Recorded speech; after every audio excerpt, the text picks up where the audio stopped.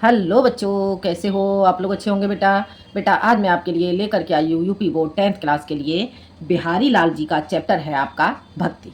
ठीक है, तो मैं आज आपको बिहारी लाल जी का चैप्टर भक्ति के जो दोहे हैं, भक्ति के दोहे मैं आपको समझाऊंगी। तो जान लेते हैं हम बेटा बिहारी लाल जी के दोहे। ठीक है, देखते हैं भक्ति, उनकी ईश्वर के प्रति भक्ति का वर्णन यहाँ पर किया गया है। उनकी ईश्वर के प्रति अनन्य भक्ति के बारे में बताया गया है। तो देखते हैं बेटा क्या कहते हैं बिहारी जी। मेरी भव बाधा हरो राधा नागर सोए, जातन की झाई पर श्याम हरत दुत होए। क्या कह रहे हैं देखो यहाँ पे बिहारी जी, मेरी भव बाधा हरो। यहाँ पर बिहारी लाल जी क्या है, राधिका जी से, राधिका जी से की स्तुति करते हुए, जो अपना कार्य करने के लिए, उसकी निर्विघ्न निर्विघ्न समाप्ति के लिए राधिका जी से स्तुति करते हुए बिहारी लाल जी कहते हैं, क्या कहते हैं, मेरी भव बाधा हरो। मेरी भव बाधा, भव बाधा कहते हैं बेटा सांसारिक बाधाओं को हरो, दूर करो। राधा नागर सोए, सोए वही, नागर कहेंगे बेटा चतुर। ठीक है, चतुर राधा। तो क्या कह रहे हैं बिहारी जी, कह रहे हैं वही चतुर राधा मेरी सांसारिक बाधाओं को दूर करो। आगे समझ में, मेरी भव बाधा, भव बाधा का अर्थ हो गया सांसारिक बाधाएं, हरो दूर करना। राधा नागर, नागर का अर्थ हो गया चतुर, वही। ठीक है, तो अर्थ क्या हो गया सारे का, वही चतुर राधा मेरी सांसारिक बाधाओं को दूर करो। जातन की झाई पड़े, जातन की, जातन की इस तन की परछाई पड़ने से, इस तन की परछाई पड़ने पर ही श्याम हरति दुति होए। श्याम अर्थात श्री कृष्ण, हरति दुति हरि कांति वाले या हरित कांति वाले हो जाते हैं, हरे रंग वाले हो जाते हैं। आगे समझ में बेटा, एक बार फिर से देख लो। वही चतुर राधा मेरी सांसारिक बाधाओं को दूर करो, जिसके तन की, अर्थात किसके तन की, राधा के शरीर की। ठीक है, जा तन की, जिस शरीर की परछाई पड़ते ही, झाई पर है, परछाई पड़ते ही श्री कृष्ण हरे रंग वाले, हरी कांति वाले हो जाते हैं। आगे बेटा समझ में, ये आपको बेटा समझ आ गया होगा। ठीक है, इसके प्रसंग में बेटा आप क्या लिखोगे, इसके प्रसंग में लिखोगे बेटा आप कि यहाँ पर जो बिहारी जी हैं, बिहारी जी राधा जी की स्तुति करते हुए कहते हैं, अपने कार्य की निर्विघ्न समाप्ति के लिए राधा जी की स्तुति करते हुए बिहारी जी कहते हैं। आगे बेटा समझ में, ये इसका प्रसंग हो जाएगा और अर्थ मैंने आपको समझाई दिया। और बेटा इसका काव्यगत सौंदर्य क्या होगा, इसके काव्यगत सौंदर्य में बेटा आप लिखोगे, यहाँ पर बेटा आपका ब्रज भाषा का प्रयोग किया गया है। आगे समझ में बेटा, यहाँ पर आपका ब्रज भाषा का प्रयोग किया गया है, इसमें श्रृंगार और शांत रस का प्रयोग किया गया है। ठीक है, श्रृंगार और शांत रस का प्रयोग किया गया है, गुण प्रसाद और माधुर्य हो जाता है। अलंकार बेटा इसमें श्लेष और अनुप्रास अलंकार का प्रयोग किया गया है, और दोहा छंद हो जाता है। आगे समझ बेटा, ये आपका हो जाता है इसमें काव्यगत सौंदर्य।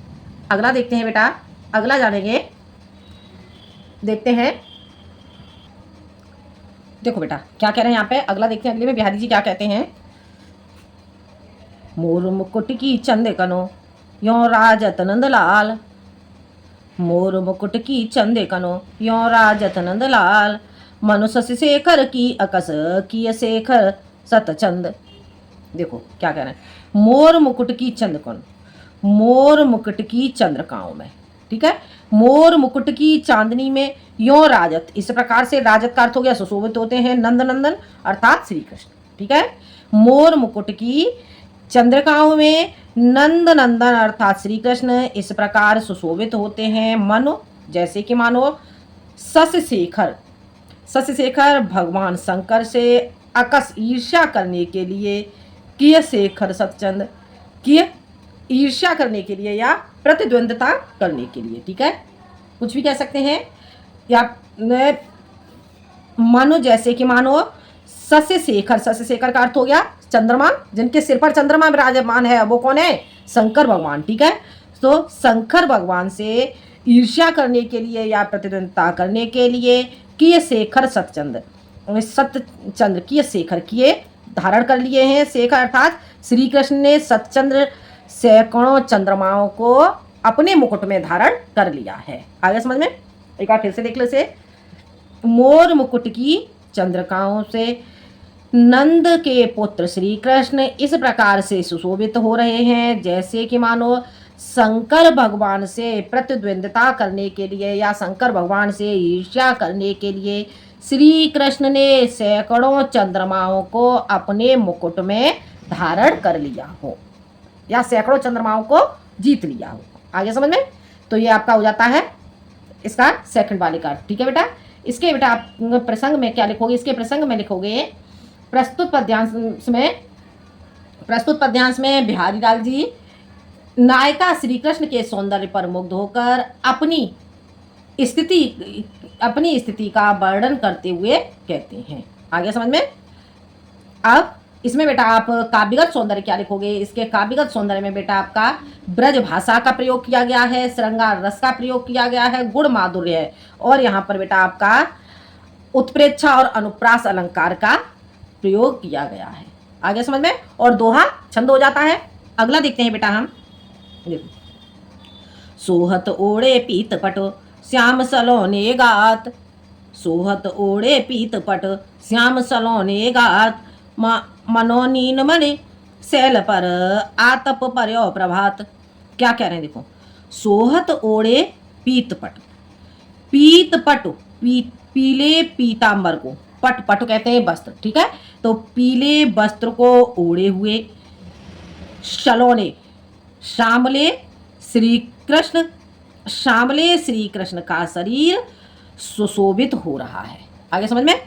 पीले वस्त्र को ओढ़े हुए श्यामले श्री कृष्ण का शरीर सुशोभित हो रहा है। इस प्रकार से सुशोभित हो रहा है जैसे कि मानो नीलमणि शैल पर नीलमणियों से के द्वारा, शैल कहेंगे बेटा पर्वत के लिए, नीलमणियों से सुशोभित। ठीक है, नीलमणियों से सुशोभित पर्वत पर आतप का अर्थ हो गया धूप। ठीक है, पर्यो प्रभात, प्रातःकालीन धूप पड़ रही हो। आगे समझ में? एक बार फिर से देख लो इसे। पीले वस्त्र को ओढ़े हुए सांवले सलोने श्री कृष्ण का शरीर इस प्रकार से सुशोभित हो रहा है जैसे कि मानो नीलमणियों से युक्त पर्वत पर प्रातःकालीन धूप पड़ रही हो। आ गया समझ में? ये बेटा आपको समझ आ गया होगा। ठीक है बेटा। तो इसमें बेटा आप प्रसंग क्या लिखोगे? इसमें प्रसंग लिखेंगे, श्री कृष्ण की अलौकिक रूप तथा उनके वस्त्र देखकर नायिका अपनी सखी से कह रही है। आगे समझ में? श्री कृष्ण के रूप सौंदर्य को देख करके एक सखी दूसरी सखी से कहती है। इस प्रकार से इसका प्रसंग हो जाएगा बेटा। ठीक है। और अब बेटा हम इसका जो काव्यगत सौंदर्य है, काव्यगत सौंदर्य बेटा इसका क्या होगा? काव्यगत सौंदर्य में बेटा आपको ब्रज भाषा का प्रयोग किया गया है, श्रृंगार रस का प्रयोग किया गया है, गुण माधुर्य हो जाता है, तथा यहाँ पर बेटा आपका उत्प्रेक्षा और अनुप्रास अलंकार का प्रयोग किया गया और दोहा छंद हो जाता है। हो गया क्लियर? समझ आ गया? ये बेटा आपको समझ में आ गया होगा। अगला देखते हैं बेटा हम। देखो, अधर धरते हर के परत, अधर धरते हर के परत, ओठ डीठ पट जोते, हरित बांस की बांसुरी, इंद्रधनुष रंग होते। अधर धरत ओठों पर रखते हुए, हर के परत, हर के श्री कृष्ण की। ठीक है, श्री कृष्ण के अधर धरत ओठों पर रखते हुए, श्री कृष्ण के द्वारा, श्री कृष्ण के द्वारा ओठों पर रखते हुए, ओठ दृष्टि वस्त्र और ज्योति की क्या परछाई के पड़ने पर, परत ज्योति की परछाई के पड़ने पर, हरित बांस की बांसुरी, हरे रंग की बांसुरी, इंद्रधनुष रंग होते, इंद्रधनुष के रंग से युक्त हो जाती है। आगे समझ में? एक बार फिर से देख लो। ओठों पर श्री कृष्ण के द्वारा जो मुरली है श्री कृष्ण की मुरली को ओठों पर रखते ही, श्री कृष्ण के द्वारा मुरली को अधर धरत ओठों पर रखते ही और ओठ दृष्टि वस्त्र की ज्योति के पड़ते ही, हरे रंग की बांसुरी इंद्रधनुष के रंगों से युक्त हो जाती है। आगे समझ में? तो ये बेटा आपको समझ आ गया होगा। ठीक है। अब इसका बेटा हम प्रसंग देख लेते। इसका प्रसंग क्या लिखोगे बेटा? इसका प्रसंग लिखोगे बेटा, प्रस्तुत होइए में एक सखी बांसुरी के सौंदर्य पर मुग्ध होकर राधिका जी से उसकी प्रशंसा करते हुए कहती है। आगे समझ में? या एक सखी दूसरी सखी से बांसुरी के सौंदर्य के बारे में वर्णन करते हुए कहती है। ठीक है बेटा। अब इसके काव्यगत सौंदर्य में क्या लिखोगे? इसके काव्यगत सौंदर्य में आपका आ जाएगा, ब्रज भाषा का प्रयोग किया गया है, रस यहाँ पर शांत हो जाता है, ठीक है। और इसमें बेटा आपका अलंकार, अलंकार में बेटा आपका जो अधर धरत, अधर धरत में आपका बेटा यमक अलंकार का प्रयोग किया गया है, ठीक है। और जो आपका बेटा ये हरित बांस, हरित बांस की बांसुरी में आपका, और इंद्रधनुष, इंद्रधनुष के रंग, ठीक है, इंद्रधनुष के रंग में आपका तदगुण अलंकार का प्रयोग किया गया है, ठीक है बेटा। और बेटा आपका इसमें दोहा छंद का प्रयोग किया गया है। हो गया क्लियर, समझ आ गया? ये बेटा आपको समझ आ गया होगा। अब हम बढ़ते हैं आगे, अगला दोहा देखते हैं। या अनुरागी चित्त की, या अनुरागी चित्त की गति समुझे नहीं कोय, ज्यो ज्यो बूढ़े श्याम रंग त्यों त्यों ओझल होय। या अनुरागी चित्त की, इस अनुरागी प्रेम रूपी मन की, इस प्रेम रूपी मन की, अनुरागी यानी कि इस, या इस प्रेम से युक्त मन की गति को समझे नहीं कोई नहीं समझ सकता है। ज्यों ज्यों बूढ़े श्याम रंग, ज्यों ज्यों यह श्री कृष्ण के रंग में डूबता जाता है, ठीक है। ज्यों ज्यों यह श्री कृष्ण के रंग में डूबता जाता है, त्यों त्यों उज्जवल होए, त्यों त्यों वह उज्जवल होता जाता है, अर्थात निष्कलंक होता जाता है। आगे समझ में, एक बार फिर से देख लो। इस प्रेम रूपी मन की, इस प्रेम रूपी मन की गति को कोई नहीं समझ सकता है। ज्यों ज्यों यह श्री कृष्ण के रंग में डूबता जाता है, त्यों त्यों यह उज्जवल होता जाता है। आगे समझ में, या निष्कलंक होता जाता है, ठीक है। तो ये बेटा आपका हो जाता है, इसका अर्थ समझ में आ गया होगा बेटा। अब इसका बेटा जो प्रसंग है, प्रसंग क्या लिखोगे? इसके प्रसंग में आप लिखोगे कि प्रस्तुत पद्यांश में श्री कृष्ण के प्रेम से मग्न, प्रेम से मन की म्लानता एवं कलुषता दूर हो जाती है तथा हृदय स्वच्छ हो जाता है, ठीक है। प्रस्तुत पद्यांश में बताया गया है कि श्री कृष्ण के प्रेम से मन की म्लानता या कलुषता दूर हो जाती है। आगे समझ में? तो ये बेटा आपका प्रसंग हो जाता है। और इसमें बेटा आप काव्यगत सौंदर्य क्या लिखोगे? इसमें बेटा आप काव्यगत सौंदर्य लिखोगे, इसमें ब्रज भाषा का प्रयोग किया गया है, शांत रस का प्रयोग किया गया है, गुण माधुर्य हो जाता है। और यहाँ पर बेटा आपका श्लेष अलंकार का प्रयोग किया गया है और विरोधाभास अलंकार का प्रयोग किया गया है, ठीक है। और आपका दोहा छंद हो जाता है। हो गया क्लियर, समझ आ गया? अगला देखते हैं बेटा हम, देखो अगला। तो लगया मन सदन में, तो लगया मन सदन में हर आबे के ही बाट, बिकट जटे जो लगो निपट खुटे न कपट के बाट। आगे समझ में? जो लगोया मन सदन में, जब तक, जो लगो यानी कि जब तक, या इस मन रूपी महल में, जब तक इस मन रूपी महल में हर आवे के बाद ईश्वर किस रास्ते से आएंगे, हमें यह आभास नहीं हो जाता कि तो लगो, जब तक हमें यह प्रतीत नहीं हो जाता कि इस मन रूपी महल में ईश्वर किस रास्ते से आएंगे, विकट जटे, तब तक, जो तब तक विकट रूप से जड़े हुए या विकट रूप से बंद हुए, अत्यंत लव, अत्यंत अत्यंत विकट रूप से बंद हुए, खुले न कपट के बाद, तब तक यह कपट रूपी कबाड़ नहीं खुल जाते। आगे समझ में? जब तक, जो लग, जब तक हमारे मन में, मन रूपी महल में ईश्वर किस रास्ते से आएंगे, इस प्रकार के से विकट रूप से जड़े हुए किवाड़ नहीं खुल जाते, खुले न कपट किवाड़, जब तक हमारे अंदर के जो कपट रूपी किवाड़ हैं वह नहीं खुल जाते, तब तक यहाँ पर ईश्वर का निवास नहीं हो सकता। आगे बेटा समझ में? एक बार फिर से देख लो, क्या क्या कह रहे हैं यहाँ पे कि देखो, तौलक, जब तक, जब तक जो हमारे अंदर दृढ़ता से बंद हुए, दृढ़ता से विकट जड़े, दृढ़ता पूर्वक, जब तक दृढ़ता पूर्वक बंद हुए कपट रूपी किवाड़ नहीं खुल जाते, तौलग, तब तक हमारे मन रूपी महल में हर आवे के, तब तक हमारे मन रूपी महल में ईश्वर किस रास्ते से प्रवेश करेंगे। आगे समझ में? ये आपको समझ आ गया होगा। अगला देखते हैं। इसमें बेटा आपका जो प्रसंग है, प्रसंग क्या हो जाएगा? इसमें प्रसंग में लिखोगे, प्रस्तुत पद्यांश में बिहारी जी कहते हैं कि कपट त्यागने पर ही मन में ईश्वर की प्राप्ति हो सकती है। ठीक है, और इसका काव्यगत सौंदर्य आपके क्या लिखोगे, इसके काव्यगत सौंदर्य में बेटा आप लिखोगे इसमें ब्रज भाषा का प्रयोग किया गया है, भक्ति रस का प्रयोग किया गया है, गुण प्रसाद हो जाता है, अलंकार इसमें रूपक और अनुप्रास अलंकार का प्रयोग किया गया है, और दोहा छंद का प्रयोग किया गया। आगे समझ में, अगला देखते हैं।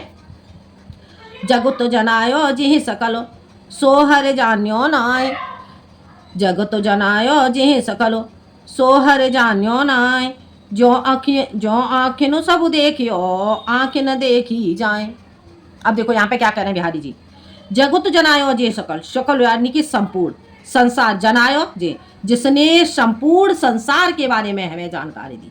ठीक है, क्या कह रहे हैं, जगत जनायो यानी कि जिसने जिसने संपूर्ण संसार के बारे में हमें ज्ञान कराया, या फिर जिसने संपूर्ण संसार के बारे में हमें जानकारी दी। सोहर जान्यो नाय, और हमने उसी ईश्वर को नहीं पहचाना। ज्यो आँखिन सब देखियो, उसी प्रकार से जिस प्रकार से जिन नेत्रों ने सब कुछ देख रखा है, आँख न देखी जाए, और हम उसी नेत्रों को नहीं देख सकते, हम उन्हीं नेत्रों को नहीं देख सकते। आगे समझ, एक बार फिर से देख लो। जगत जनायो जे सकलो सोहर जान्यो ना है। जिस ईश्वर ने हमें संपूर्ण संसार के बारे में ज्ञान कराया, सोहर जान, और हमने उसी ईश्वर के बारे में जानकारी प्राप्त नहीं की।